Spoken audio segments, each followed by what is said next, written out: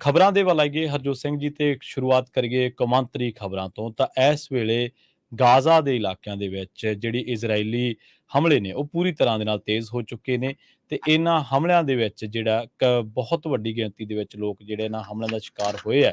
ਤੇ ਦੱਸਿਆ ਜਾ ਰਿਹਾ ਹੈ ਕਿ ਇਹਨਾਂ ਹਮਲਿਆਂ ਦੇ ਵਿੱਚ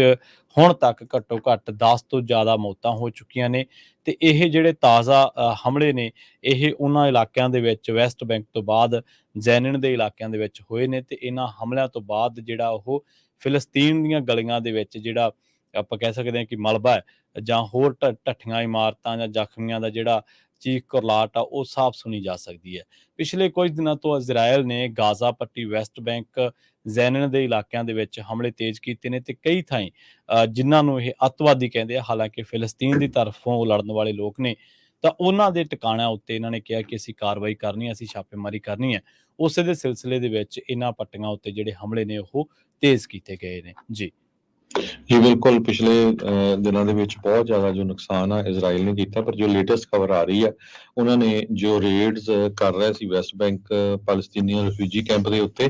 ਉਸ ਨੂੰ ਐਂਡ ਕਰ ਦਿੱਤਾ ਹੈਗਾ ਤੇ ਉਹਨਾਂ ਨੇ ਇਹ ਵੀ ਕਿਹਾ ਵੀ ਇਹ ਲਾਸਟ ਵਨ ਨਹੀਂ ਹੋਊਗਾ, ਵੀ ਜੇ ਦੁਬਾਰਾ ਕੀ ਫਿਰ ਸ਼ਰਾਰਤ ਕੀਤੀ ਗਈ ਤੇ ਅਸੀਂ ਦੁਬਾਰਾ ਕੀ ਫਿਰ ਅਟੈਕ ਕਰ ਸਕਦੇ ਹੈਗੇ ਆ। 13 ਪੈਲਸਤੀਨੀਅਨਸ ਦੀ 2 ਦਿਨਾਂ ਦੇ ਆਪਰੇਸ਼ਨ ਦੇ ਵਿੱਚ ਮੌਤ ਹੋ ਚੁੱਕੀ ਹੈਗੀ ਆ, ਹਜ਼ਾਰਾਂ ਹੀ ਲੋਕ ਬੇਘਰ ਹੋ ਚੁੱਕੇ ਹੈਗੇ ਆ। ਇਜ਼ਰਾਈਲੀ ਮਿਲਟਰੀ ਨੇ ਸਭ ਤੋਂ ਵੱਡਾ ਆਪਰੇਸ਼ਨ ਇਹ ਪੈਲਸਤੀਨੀਅਨ ਟੈਰੀਟਰੀ ਦੇ ਵਿੱਚ ਕੀਤਾ ਆ 20 ਸਾਲਾਂ ਦੇ ਬਾਅਦ ਜੇ ਦੇਖਿਆ ਜਾਵੇ। ਸੋ ਪੂਰੇ ਦਾ ਪੂਰਾ ਜਿਹੜਾ ਆ ਸ਼ਹਿਰ ਉਸ ਨੂੰ ਮਲਬਾ ਹੀ ਬਣਾ ਦਿੱਤਾ ਆ, ਲੋਕਾਂ ਦੇ ਘਰ ਪੂਰੀ ਤਰ੍ਹਾਂ ਜਿਹੜੇ ਤਬਾਹ ਹੋ ਗਏ ਹੈਗੇ। ਖਬਰਾਂ ਦੇ ਵੱਲ ਆਈਏ ਹਰਜੋਤ ਸਿੰਘ ਜੀ ਤੇ ਸ਼ੁਰੂਆਤ ਕਰੀਏ ਕੌਮਾਂਤਰੀ ਖਬਰਾਂ ਤੋਂ ਤਾਂ ਇਸ ਵੇਲੇ ਗਾਜ਼ਾ ਦੇ ਇਲਾਕਿਆਂ ਦੇ ਵਿੱਚ ਜਿਹੜੀ ਇਜ਼ਰਾਈਲੀ ਹਮਲੇ ਨੇ ਉਹ ਪੂਰੀ ਤਰ੍ਹਾਂ ਦੇ ਨਾਲ ਤੇਜ਼ ਹੋ ਚੁੱਕੇ ਨੇ ਤੇ ਇਹਨਾਂ ਹਮਲਿਆਂ ਦੇ ਵਿੱਚ ਜਿਹੜਾ ਬਹੁਤ ਵੱਡੀ ਗਿਣਤੀ ਦੇ ਵਿੱਚ ਲੋਕ ਜਿਹੜੇ ਇਹਨਾਂ ਹਮਲਿਆਂ ਦਾ ਸ਼ਿਕਾਰ ਹੋਏ ਆ ਤੇ ਦੱਸਿਆ ਜਾ ਰਿਹਾ ਹੈ ਕਿ ਇਹਨਾਂ ਹਮਲਿਆਂ ਦੇ ਵਿੱਚ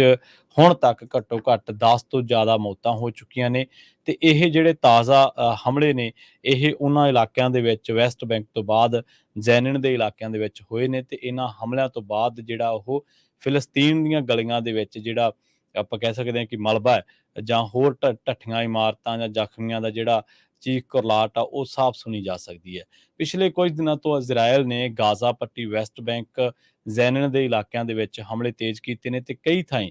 ਜਿਨ੍ਹਾਂ ਨੂੰ ਇਹ ਅੱਤਵਾਦੀ ਕਹਿੰਦੇ ਆ ਹਾਲਾਂਕਿ ਫਿਲਸਤੀਨ ਦੀ ਤਰਫੋਂ ਲੜਨ ਵਾਲੇ ਲੋਕ ਨੇ ਤਾਂ ਉਹਨਾਂ ਦੇ ਟਿਕਾਣਿਆਂ ਉੱਤੇ ਇਹਨਾਂ ਨੇ ਕਿਹਾ ਕਿ ਅਸੀਂ ਕਾਰਵਾਈ ਕਰਨੀ ਹੈ, ਅਸੀਂ ਛਾਪੇਮਾਰੀ ਕਰਨੀ ਹੈ। ਉਸੇ ਦੇ ਸਿਲਸਿਲੇ ਦੇ ਵਿੱਚ ਇਹਨਾਂ ਪੱਟੀਆਂ ਉੱਤੇ ਜਿਹੜੇ ਹਮਲੇ ਨੇ ਉਹ ਤੇਜ਼ ਕੀਤੇ ਗਏ ਨੇ ਜੀ। ਜੀ ਬਿਲਕੁਲ ਪਿਛਲੇ ਦਿਨਾਂ ਦੇ ਵਿੱਚ ਬਹੁਤ ਜ਼ਿਆਦਾ ਜੋ ਨੁਕਸਾਨ ਆ ਇਜ਼ਰਾਈਲ ਨੇ ਕੀਤਾ, ਪਰ ਜੋ ਲੇਟੈਸਟ ਖਬਰ ਆ ਰਹੀ ਹੈ ਉਹਨਾਂ ਨੇ ਜੋ ਰੇਡਸ ਕਰ ਰਿਹਾ ਸੀ ਵੈਸਟ ਬੈਂਕ ਪੈਲਸਤੀਨੀਅਨ ਰਿਫਿਊਜੀ ਕੈਂਪ ਦੇ ਉੱਤੇ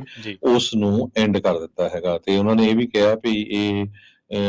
ਲਾਸਟ ਵਨ ਨਹੀਂ ਹੋਊਗਾ, ਵੀ ਜੇ ਦੁਬਾਰਾ ਕੀ ਫਿਰ ਸ਼ਰਾਰਤ ਕੀਤੀ ਗਈ ਤੇ ਅਸੀਂ ਦੁਬਾਰਾ ਕੀ ਫਿਰ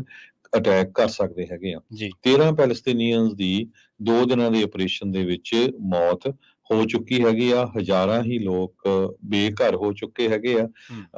ਇਜ਼ਰਾਈਲੀ ਮਿਲਟਰੀ ਨੇ ਸਭ ਤੋਂ ਵੱਡਾ ਆਪਰੇਸ਼ਨ ਇਹ ਪੈਲਸਤੀਨੀਅਨ ਟੈਰੀਟਰੀ ਦੇ ਵਿੱਚ ਕੀਤਾ ਆ